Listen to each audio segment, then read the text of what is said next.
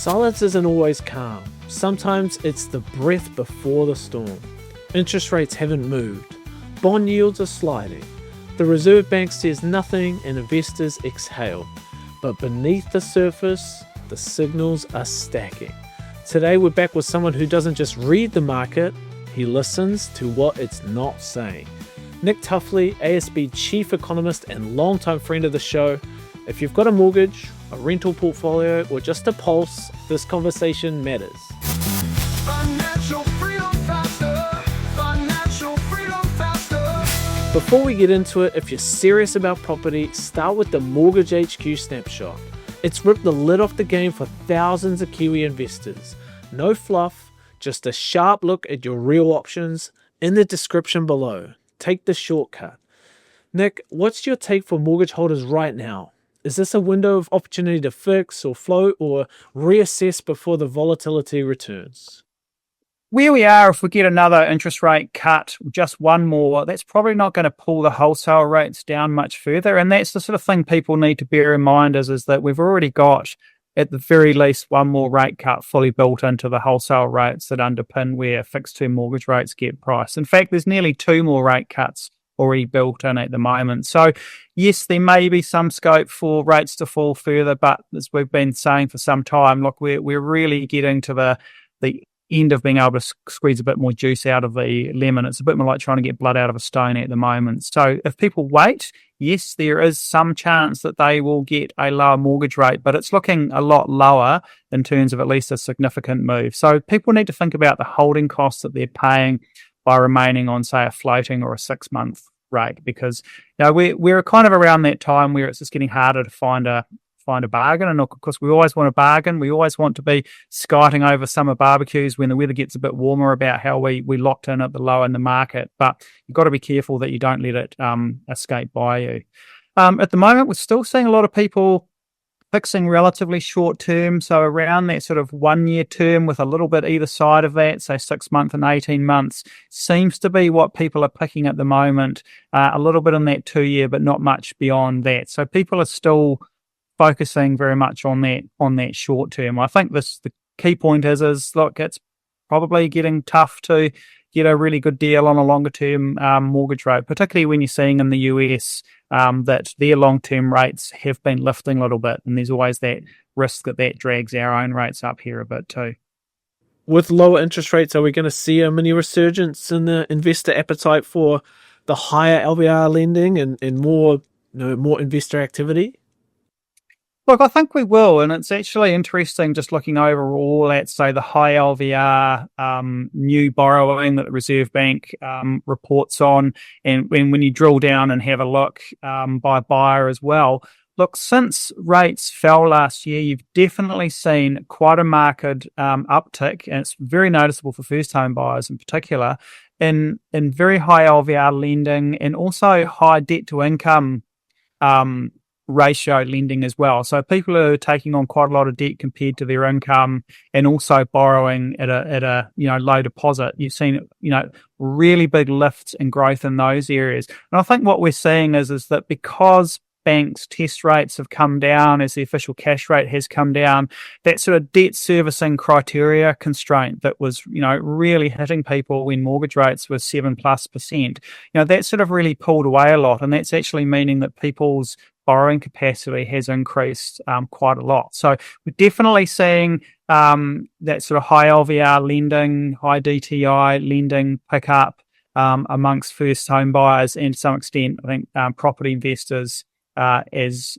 well. So what's quite fascinating at the moment is even though the housing market itself doesn't look like it's picking up a lot in turnover, you're definitely seeing a lot more borrowing activity happening. And part of what seems to be driving that is just a shift towards sort of more high LVR lending coming through.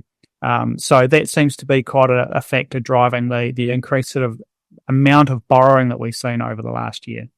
Some economists are calling this the calm before the cut. Do you agree with that framing, or is it a bit premature? The calm before the cut? Well, look, we're certainly having a relatively sort of quiet time for the economy and the housing market over winter. we are seeing consumer confidence sort of hold up okay. Business confidence a little bit wobbly, but it's been at some sort of quite high levels. Look, I really do think we're still in this very gradual recovery mode. Look, low interest rates should and will help the economy pick up. We have, though, got that slower population growth because the net inflow of migrants has sort of slowed off now. We've still got a lot of people arriving, but we've got a lot of people leaving. So we're not getting quite the same tailwind to the economy. So it's all stacking up to be still a pretty gradual recovery. And I think the challenge is at the moment, there's a lot of uncertainty swirling around, and it's not helped by the overseas situation as well. Housing affordability, it's always a hot topic.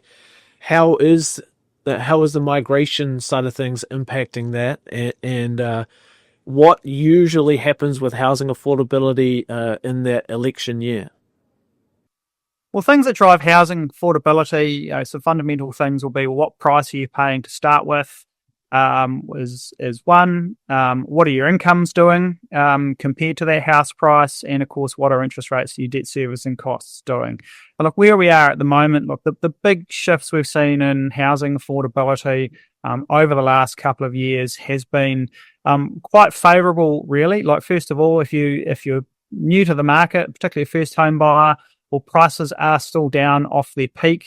So compared to a couple of years ago, just your entry into the market, you're simply not having to pay as much. And of course, with interest rates coming down, your actual debt servicing costs plus the amount has come down, and the amount that a bank can lend to you and still make sure you meet servicing criteria responsibly. That amount you can borrow is up. So it has got better for buyers from the point of view, purchase price down, debt servicing costs sort of lower, or at least enabling you to buy more. So pretty good environment at the moment as a buyer for buyers. It is definitely a buyer's housing market. And that's when we last did our housing confidence survey. You could really see that coming through and that good time to buy lifting up. So look, good buying conditions. The impact of slower migration just means that we're not having that pressure coming through on the housing market of that sort of fundamental lift in demand, because we've all of a sudden got a whole lot more people that need somewhere to live. That puts pressure on your existing housing stock. So that is helping on the buyer side of it with affordability. It is meaning that sort of tailwind for higher house prices, which of course a lot of people are very focused on, seeing the house price rise. Look, if it's not rising fast because you're not getting that strong migration flows, that does mean that for first-time buyers trying to get into the market, it's giving them a bit more of a wider window of opportunity to get into the market whilst the conditions are good for them. Talk us through the differences between the inflation of goods and services. There's quite a stark difference there.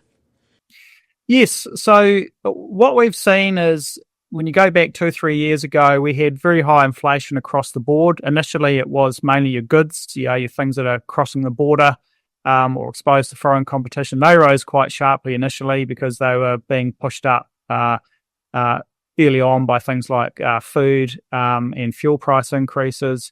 Those prices dropped very sharply, particularly last year. We actually had an outright decline in overall of what we call tradables prices, which is mainly goods prices. Now, those prices are starting to normalise a bit. So instead of outright falling, they're up about 1% over the last year. And part of that is food price inflation, which is over 4%, which is why people are going, hang on, this cost of living crisis could be creeping back up on us. We tend to find that goods prices increase at a slower pace than services. Services tend to be a lot more linked to like wage growth. So you think about, look, most service sectors, the big expense or a very significant expense is people, because it's people doing something for other people. So we tend to find that services go up overall at a faster pace than goods, because wage growth tends to be continuing to creep up. At the moment, what we're seeing is that sort of inflation in the service sector is slowing because wage growth is slowing, and that's going to help hold down inflation as we head into next year. But in the short term, because we've had a bit of a rebound in goods prices, particularly food prices, that's the thing that's really contributing to inflation going up at the moment. It's a bit of a rebound in goods prices, particularly food, whilst we've still got service sector inflation gradually easing. And same in the housing sector as well. Housing-related inflation costs are overall coming down, even though we're spending more on things like insurance and rates. Appreciate your insights today, Nick Tuffley, Chief Economist, ASB, and look forward to catching up again soon. Cheers. Thank you. Now, before we go, you want freedom, not theory, not mindset, moves, tactics, and a playbook? You want the 3 property formula. I've written the strategy real investors use while the rest panic. Built from the trenches, no fluff, no seminars, just results and tons of case studies. If you want to own the blueprint, grab the book and give yourself the unfair advantage 95% will never get. Check the description below.